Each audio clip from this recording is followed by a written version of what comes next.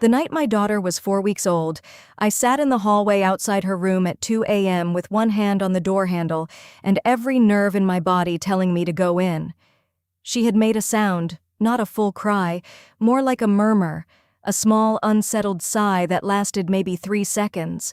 And every instinct I had, every reflex shaped by 4 weeks of new parenthood said, respond.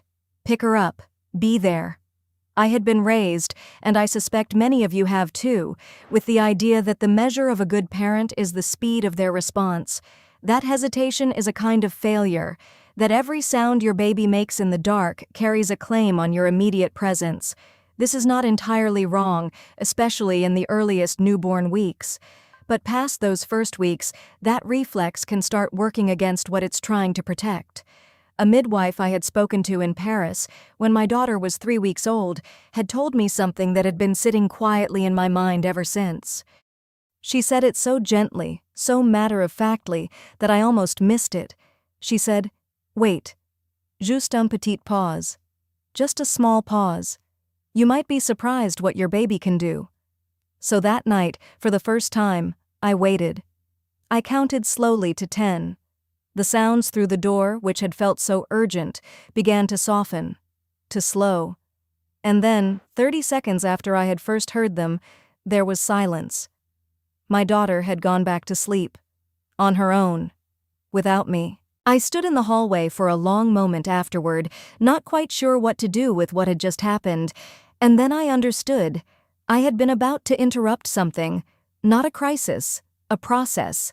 By the end of this, you'll understand what that process is, why French pediatricians have been quietly teaching it to new parents for decades, and how to try it tonight with your own baby, with nothing more than 10 seconds of patience. The practice is called la pause, and to understand la pause, you first need to know something most parenting guides skip over: what infant sleep actually looks like from the inside.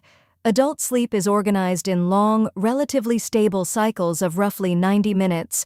We move through lighter and deeper phases, surface briefly at intervals, and mostly pass through those transitions without registering them.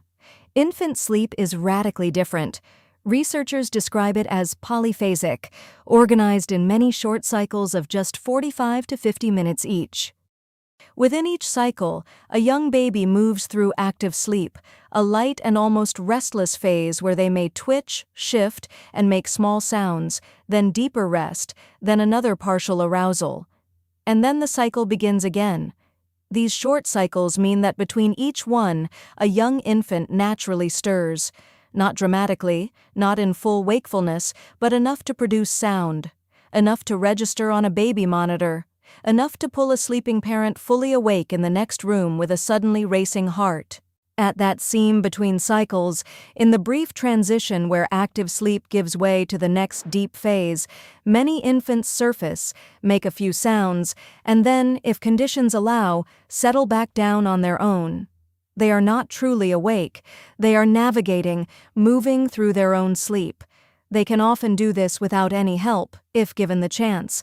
If you have spent time watching a sleeping baby, you may have noticed this without quite knowing what to name it. The baby stirs. Perhaps their face tightens slightly, or their arms move. A small sound, almost a complaint, escapes them. And then, if no one intervenes, something happens. The breathing slows, the hands open, the sound dissolves. The baby is asleep again, moved through that brief transition and into the next phase of rest. That settling process, lasting anywhere from 20 seconds to a minute, is the exact moment la pause is designed to protect. The murmur you hear at 2 a.m. may not be a request at all. It may simply be a baby doing what healthy infants do, moving between sleep states in their own gradually self-organizing way. Most parents assume that a baby making noise in the night is a baby in distress. The research tells a more complicated story. Research on infant sleep patterns in France and English-speaking countries, examined by journalist Pamela Druckerman and supported by French pediatric data, found a striking difference. French infants were consolidating sleep earlier, with many sleeping through the night by 8 to 12 weeks, at significantly higher rates than American and British infants of the same age. The differences weren't in feeding schedules or household income. They were in micro-behaviors, the small, almost invisible decisions parents made in those ambiguous nighttime moments. And what emerged was a consistent pattern. French parents, guided by their pediatricians and shaped by what they had absorbed in their own maternity wards, were pausing before responding. Not for long.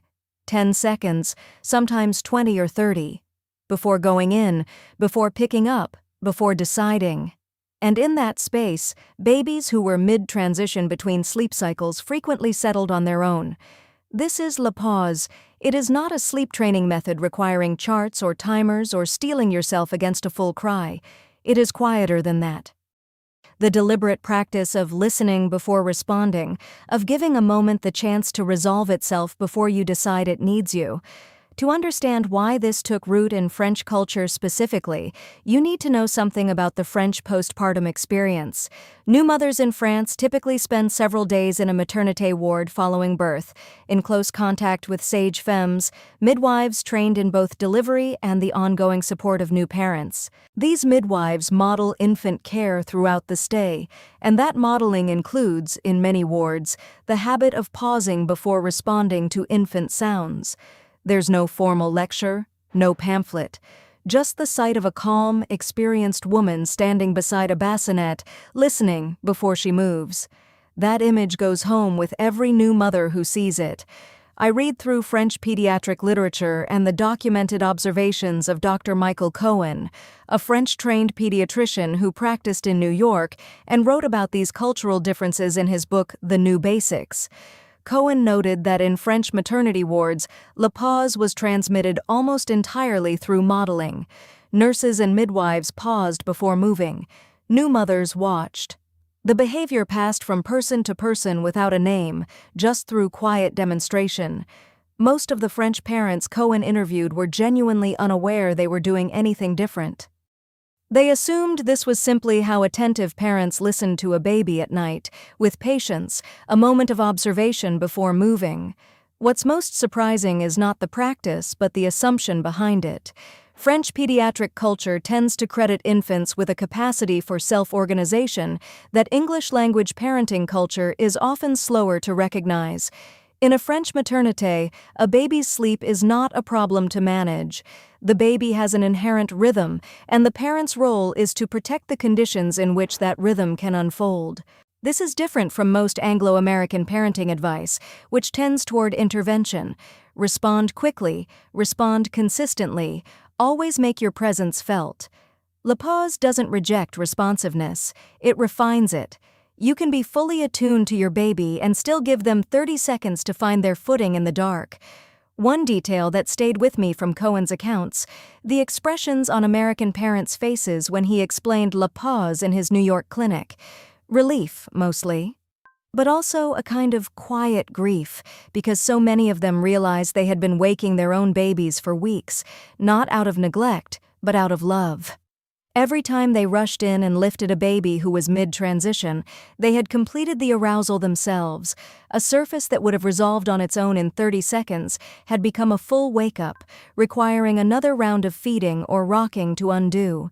The intention had been care, the effect had been interruption. This may feel uncomfortable to say. Many of us, by responding instantly to every nighttime sound, are not being more loving. We are being more anxious. And that anxiety, however understandable, however rooted in genuine care, can over time send a baby the quiet message that it cannot navigate the ordinary transitions of its own sleep without help. La pause is a small act of faith, a deliberate choice to give your baby 10 seconds before deciding that the moment needs rescuing. The practical challenge, and I want to be honest about this, is that la pause is harder than it sounds in the early weeks. Everything about new parenthood is organized around vigilance. Your hearing sharpens, your sleep grows deliberately light, your nervous system tuned to the slightest sound. Practicing la pause means overriding a system that has spent weeks in high alert, sitting with 10 seconds of uncertainty, and trusting an outcome you cannot yet see. That is a genuine act of will. What helps, parents say, is starting very small. One night, one ambiguous sound, one count of 10. Not a system, just a practice of listening. The conditions matter. La pause is for the healthy, well-fed baby past the early newborn period, typically beyond 3 to 4 weeks, when night feeds have begun to stretch and sleep patterns have started to organize. It applies to ambiguous sounds, the brief fuss or murmur that might settle on its own. It does not apply to sounds of distress. If a cry is sharp, sustained, escalating, if there is urgency in it, you go in. Immediately and without hesitation. Full stop. La pause is for the uncertain sounds every parent of a young baby knows, the 3-second murmur that might be nothing or might become something, the small unsettled noise that puts you on alert but doesn't yet clearly ask for a response. In those moments, the practice is exactly this. Stay where you are. Count slowly to 10. Listen to what the sound is doing. Is it building toward you, or is it easing? If it asks for you, go in fully. But if those 10 seconds bring quiet, keep listening. What do you think? Have you ever waited those extra seconds at night, maybe simply because you were too tired to move immediately, and found that your baby settled before you even arrived? I would genuinely like to know in the comments. I suspect many parents have already practiced something close to la pause without ever having a name for it. Over weeks, this small habit compounds. The first night, perhaps nothing changes. By the second week, you notice a sound settle that you might once have rushed to meet.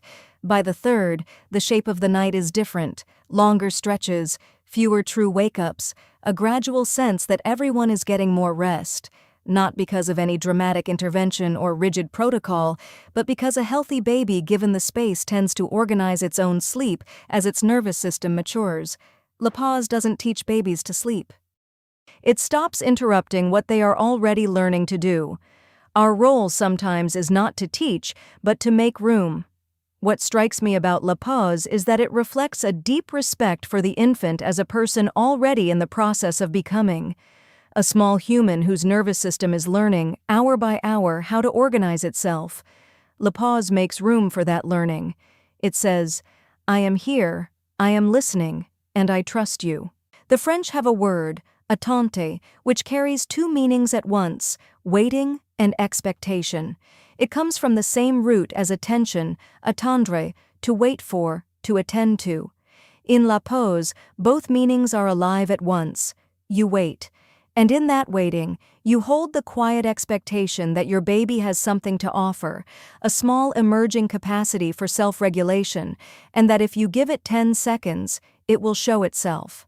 That expectation, held in the dark while you count slowly, is a form of faith in your child, a belief that they are already becoming capable, and that your role in this moment is not to solve the night, but to witness it. If there is one thing I hope you take from this, it is permission. Permission to pause. Permission to listen before you act. Permission to trust that your baby, in those soft and ambiguous sounds between sleep cycles, may already be finding their way back, and that the most loving thing you can offer them in that moment is not rescue but room. The next time your baby stirs in the night, try this. Stay where you are. Count slowly to 10. Listen to what the sound is doing, whether it is building toward you or passing through. If it asks for you, go in fully and without hesitation. But if those 10 seconds bring quiet, let the quiet hold. That is all la pause is, a breath before a decision. And for many families, that breath has quietly changed everything.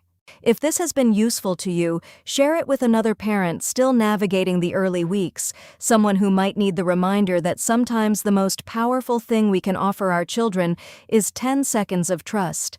And if you want to explore more of how European families approach sleep and calm in early childhood, there's another video waiting for you. I'll see you there.